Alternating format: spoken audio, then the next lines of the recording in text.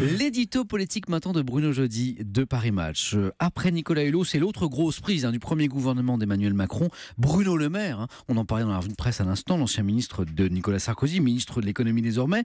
Une transgression. Et Bruno, vous l'avez vu hier, il assume totalement.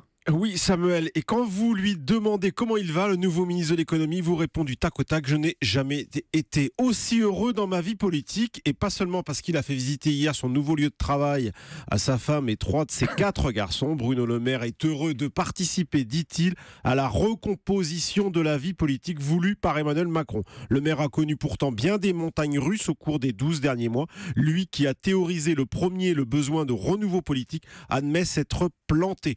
Macron a gagné là où j'ai échoué, confie-t-il. Il a fait preuve de plus d'audace. Moi, je ne suis pas allé assez loin. Je me suis enfermé dans une primaire. Cela a été mon erreur. Alors Bruno Le Maire est ministre, mais on le sait aussi candidat, et tout peut s'arrêter en juin avec une défaite aux législatives. Absolument, à la différence d'Édouard Philippe et de Gérald Darmanin, les autres prises de droite, Bruno Le Maire est candidat dans sa circonscription d'Évreux. Et la défaite, il ne l'envisage pas. Je suis confiant, s'exclame-t-il. Élu depuis 10 ans, il faut dire que son élection paraît jouable. Mais il va trouver sur sa route une élue LR contre lui. Ses anciens compagnons ne lui font pas de cadeau et il devra ferrailler avec un FN qui a fait un gros score dans ce département. Le maire sait que ça ne sera pas une partie de plaisir. La campagne va être violente, sous la ceinture, dit-il. Mais bravache, il affirme: j'ai besoin de ce combat. Il veut faire de son élection un test pour savoir si les électeurs de droite valident ou non la recomposition voulue par Macron. Et cette rupture de Bruno Le Maire avec les Républicains, est-ce que ça vous a surpris, Bruno ? Non, Bruno Le Maire s'est beaucoup isolé au cours des derniers mois, surtout depuis sa rupture avec François Fillon le 1er mars dernier en pleine campagne présidentielle.